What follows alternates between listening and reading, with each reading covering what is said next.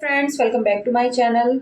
कैसे हैं आप सब? आई होप आप सब अच्छे होंगे। बात करते हैं, जेठानी जी का वीडियो आया था। जेठानी जी बहुत परेशान हैं देवरानी को लेके। जेठानी जी जो है काफ़ी दुख बयान कर रही हैं और बोल रही हैं क्यों लोग बाग ऐसे बोलते हैं, क्यों लोग ऐसे कर रहे हैं, क्यों वैसे कर रहे हैं।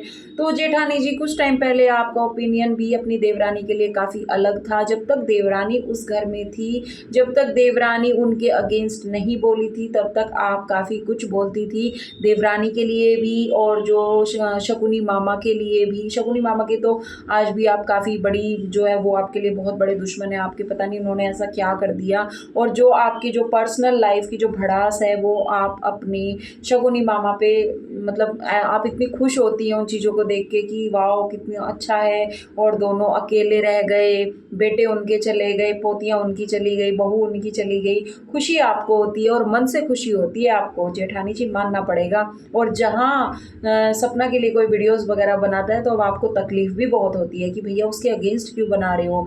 मतलब आप अपने से रिलेट करके चलती हो और आपने तो पुलिस वगैरह भी भिजवाई थी। तो मतलब आप ही हो गई एक संसार में इतना ध्यान रखने वाली। भगवान आपकी जैसी जेठानियाँ सबको दे। चलिए बात करते हैं वीडियो को आगे। तो इनका वीडियो आता है, ये लोगों को टारगेट करती हुई बोलती हैं किसी को कुछ कि आप लोग नहीं जानते हैं, आप लोगों को नहीं पता है। और जहाँ आज अंशु का और शकुनी मामा की वाइफ का यानी मामी जी का वीडियो देखा जिसमें वो बोल रही थी ये आशु का रूम है, ये मोनू का रूम है। एक बार भी उन्होंने सपना के लिए नहीं बोला, तो सपना के लिए क्या खाक बोलेंगी। ऐसे ऐसे काम करके जा रही है, ऐसे उनको जो है दलदल में फंसा के चली गई। ना वे ऊपर के ना वे नीचे के, तो उसके लिए क्या खाक बोलेगी, अपने बेटों को ही तो बोलेगी। और काफ़ी सारे मुझे कमेंट्स वगैरह आते हैं कि वो तो दोनों मर गए और बूढ़े बुढ़िया जाए भाड़ में, अब सपना को अपने बारे में सोचना चाहिए। भगवान ना करे अगर किसी के साथ इस तरह का काम हो तो क्या हम आपके लिए या फिर किसी और के लिए भी ये बोलेंगे। शर्म आनी चाहिए आप लोगों को, ये बोलते हुए सोचते हुए भी शर्म आनी चाहिए। हम तो भाई चाहते हैं कि किसी दुश्मन के साथ भी ये सब कुछ ना हो। तो कहने से पहले थोड़ा बहुत सोच लिया कीजिए, थोड़ा बहुत समझ लिया कीजिए कि मतलब आप क्या कह रहे हो, क्या नहीं कह रहे हो।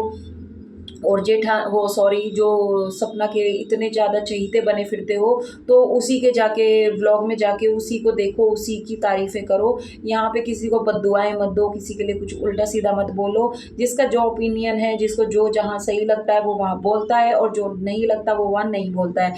तो जो पड़ोसी जी ने और धीरज ने जो भी इनकी बातों को डिस्क्लोज़ किया था, कमेंट्स के जो उन्होंने रिप्लाई दिए थे, उसमें अगर उन्होंने कुछ बता दिया तो आपको क्यों मिर्ची लग रही है। और जेठानी जी बोलती है जहाँ हमारे यहाँ रिश्ता होता है तो पाजेब दी जाती है और रिंग वगैरह दी जाती है। हाँ जी, दी जाती हैं बिल्कुल। तो 1 महीने के बाद ही उन्होंने रिंग थमा दी थी अपने देवर के हाथ में। और वैसे वो कई महीनों तक मोनू भैया मोनू भैया मोनू भैया करके फिरती थी। तो ये चीज़ हमें समझ नहीं आई थी, इस वजह से लोग बाग सवाल उठाते थे। और रही बात कि उन काफ़ी हद तक लोगों को समझ आता है कि शादी क्यों की थी। ये इसलिए शादी नहीं की थी कि उनको मीडिया पे काफ़ी फेमस थी या फिर उनको जो है एडिटिंग वगैरह आती थी। आजकल आजकल जिसको एडिटिंग नहीं भी आती ना मैडम, वो भी जो है अपना इस यूट्यूब के थ्रू काफ़ी कुछ सीख सकता है, आगे बढ़ सकता है। तो ऐसा कुछ नहीं है कि एडिटिंग के लिए ही उन्होंने शादी की थी, उनका कुछ ना कुछ आपस में था, इस वजह से शादी हुई थी।